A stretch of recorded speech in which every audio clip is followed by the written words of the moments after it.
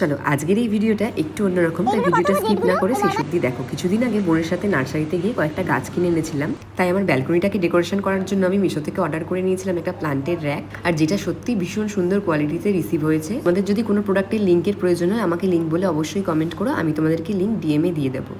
দিনের বেলায় আমাদের ওপরে প্রচন্ড গরম থাকে, তাই আমি রাতেই পরিষ্কার করা শুরু করে দিয়েছিলাম। আর মেঘনা চাইতেই জল, হঠাৎ করে দেখছি যে বোন মায়ের সাথে একটু বেরিয়েছিল আর আমার জন্য ফুচকা কিনে এনেছে এই রাতের বেলায়।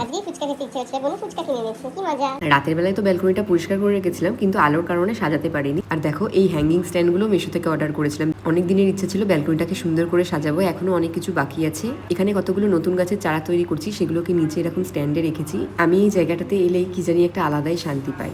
তো তোমরা কারা কারা এরকম নিজেদের ঘর সাজাতে ভালোবাসো অবশ্যই কিন্তু জানিও। নিজের পয়সায় অল্প অল্প করে শখ পূরণ করার একটা আলাদাই মজা আছে। এটা আমার ব্যালকনির এখন ফাইনাল লুক। তোমরা কারা কারা আমার মতো এরকম গাছ ভালোবাসো অবশ্যই কমেন্টস করে জানিও। ভিডিওটা ভালো লাগলে অবশ্যই একটা লাইক কমেন্ট করো।